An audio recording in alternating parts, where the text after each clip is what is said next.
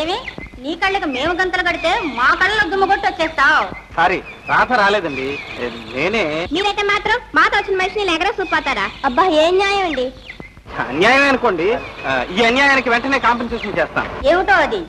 చూడండి, ఈ పక్కనే మా ఊరు. మీరందరూ మా ఇంటికి వచ్చి మా ఆతిథ్యం స్వీకరించి మా గృహం పావనం చేయమని ప్రార్థన. ఓహో అదా సంగతి. రాదా ఎంత సజ్జరాలివే. ఇంకా పట్టుబట్టి ఇక్కడికే వెళదాం అన్నావు. పిక్నిక్ పేరుతో కాబోయే అత్తవారి ఇల్లు ముందుగా చూసి వెళదామన్నా? చూసావా నీ వల్ల ఎంత అల్లరు. త్వరగా పెళ్లి డిన్నర్ ఇస్తే అల్లరం మానేస్తాం. అగ్రీడ్. పెళ్లి కూతురు గారు దయచేయండి. ఏం నాయనా? మా కాలేజీలో చదివే కొందరు అమ్మాయిలు మన ఊరు దగ్గరగా ఎక్స్కర్షన్ వచ్చారమ్మా. ఇంత దూరం వచ్చారు కదా, మా ఇంటి దాకా రమ్మని తీసుకొచ్చారు. అమ్మా, ఈ అమ్మాయి అనురాధ. నమస్కారం.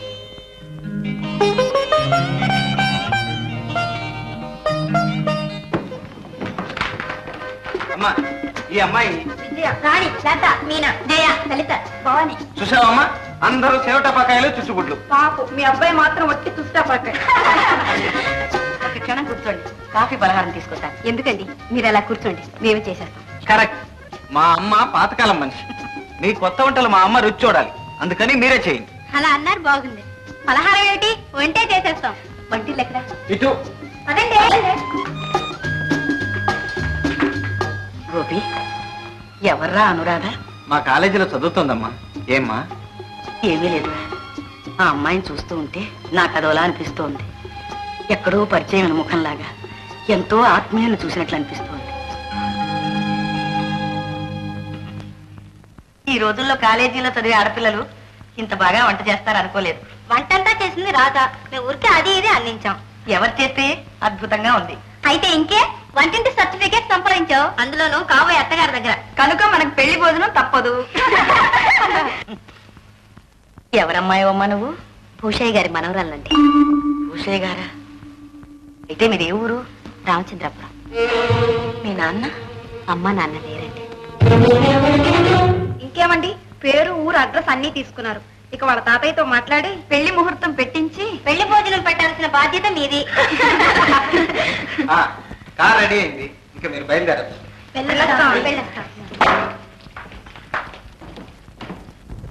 అమ్మా, ఇప్పుడు చెప్పమ్మా, ఎలా ఉంది నీకు కాబోయే కూడదు? ఆ అమ్మాయికి ఏమిరా? అయితే నీకు నచ్చినట్టేనా? గోపి, మనకి నచ్చినవన్నీ మనం అవుతాయట్రా? అదేమిటమ్మా, అనురాధ తప్పకుండా నీ కోడలు అవుతుంది. గోపి, అనవసరంగా మమతలు పెంచుకుంటున్నావు. వాళ్ళు చాలా గొప్పవాళ్ళు. వాళ్ళ తాహతకు మనం తోగలేము నాయన. అమ్మా, ఇందులో గొప్పలు లేవు, తాహతులు లేవు. మేమిద్దరం ఇష్టపడ్డాం. అయినా వాళ్ళ తాతయ్యకి ఇలాంటి పట్టింపులు ఏమీ లేవు. పైగా అనురాధ మాటకి ఎప్పుడూ అడ్డు చెప్పు. గోపి, నేను ఎందుకు చెబుతున్నానో అర్థం చేసుకో. నాకు తెలుసు నాయన, మనకి పొత్తు కుదరదు. నువ్వు అనురాధను మర్చిపోవడం మంచిది.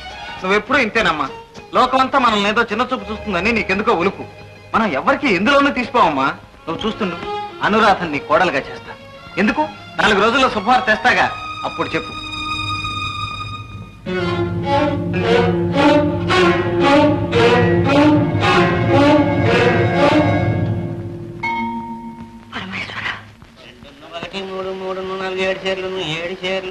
అయ్యగారు గట్టిమో బండి ఉండరా.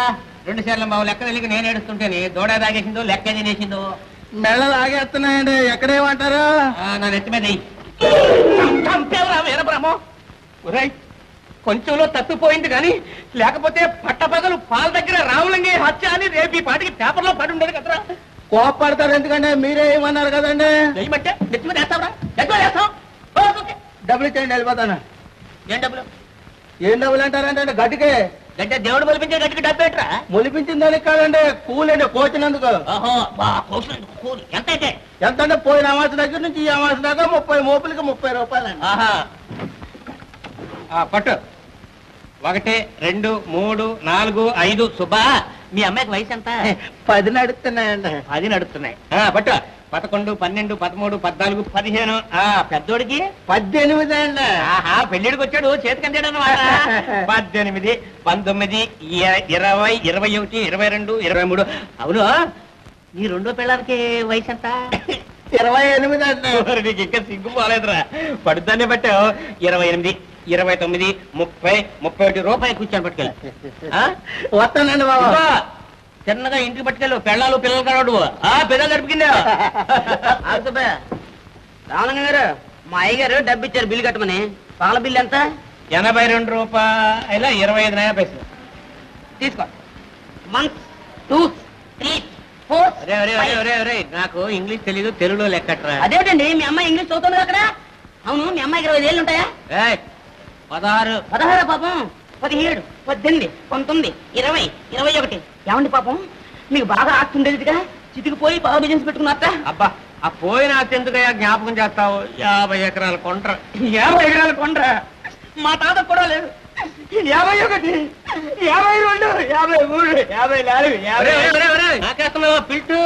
నువ్వు వాడికి వేయగలేని పిల్టు, నేను నీకు వేస్తే వచ్చిన బెల్ట్. ఇలా మర్యాదగా రే సుబ్బులు నీకు 15 రూపాయలు మోసం చేశాడు రా. అయ్యి బాబోయ్ నన్నే మోసం చేశాడన్నమాట. ఏం బతికాయా? రే ఊస్తే ఊసావు కానీ బయట ఎక్కడ అనక ఇల్లు నయం ముఖం మీద ఉమ్మే లేదు.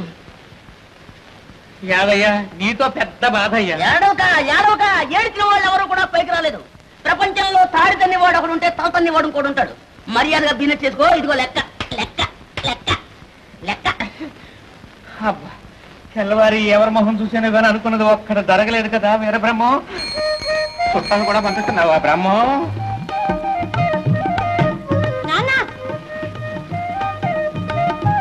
నువ్వో అమ్మా ప్రేమ ఏ వచ్చేసావే? మా హాస్టల్లో భోజనం నాకు సరిపోవటం లేదు నాన్న, అందుకని చెప్పకుండా వచ్చేసాను. ఇక్కడ బాగా తిని బలం వచ్చినాక వెళ్ళి చదువుకుంటాలే. మన వంశంలో చదువు ఎవరికి అబ్బింది కనుక ఇప్పుడు చదివింది చాలు. ఇక నడు. మా నాన్న మంచి ఆ బస్తా ఏమిటి తల్లి? వేరుశనకాయలు నాన్న, వచ్చేటప్పుడు ఒక బస్తా తెచ్చుకున్నా, 2 రోజులు తినచ్చు. వీర బ్రహ్మం బస్తా ఏరుశెలక్కాయలు 2 రోజుల. ఈ ఏనుగు పిల్ల అయి పుట్టవలసింది నా పిల్ల అయి పుట్టింది. ఎలా మేపుతాను ఏం? లతాదేవి గారు నేను ఇంకా దేవిని కాలేదు. అదే ఎప్పుడవుతారు అని. శ్రీ గోపి గారు ఎప్పుడు తలుచుకుంటే అప్పుడు. కాలేజీ వదిలేసి సంవత్సరం అయింది. ఈ సంవత్సరం రోజులుగా తలుచుకుంటూనే ఉన్నాను. తమ చుట్టూ తిరుగుతూనే ఉన్నాను. అయ్యో పాపం, చాలా శ్రమపడ్డారు. ఆ శ్రమకేం కానీ మా అమ్మ కూడా కోడలను చూసుకుని ఎంతో మురిసిపోయింది. కానీ అనేమిటి? ఇంత గొప్పింటి పిల్ల ఈ పేదవాణ్ణి చేసుకుంటుందా అని. ఓ, మీ అమ్మగారికి అనుమానం వచ్చింది. న్యాయమేగా? న్యాయం లేదు, ఏం లేదు. చూడు గోపి, ఇంతకాలం ఒక ఊళ్ళోనే ఉంటున్నాం, రోజు కలుసుకుంటూనే ఉన్నాం. ఇప్పుడు నువ్వు ఒక చోటికి నేను ఒక చోటికి వెళ్ళిపోతున్నావంటే విరహం అంటే ఏమిటో తెలుస్తుంది కదూ? కాదు, ప్రేమ అంటే ఏమిటో తెలుస్తుంది. Very good. అయితే మన ప్రేమ స్ట్రైట్ గా పెళ్లి దాకా పెడుతుందన్నమాట. తప్పకుండా. మీ అమ్మగారు అనుమానించినట్టు ఆస్తులు అంతస్తులు మనకు అడ్డురావు. మా తాత ఎలాంటి వారు కారు. ఊరికి వెళ్ళగానే నీ సంగతి అంతా చెప్పి ఉత్తరం రాస్తాను. నువ్వు ఒకసారి వచ్చావంటే అన్ని సెటిల్ చేసుకోవచ్చు.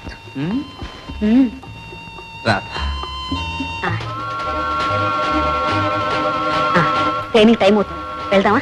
సరే పదం పద.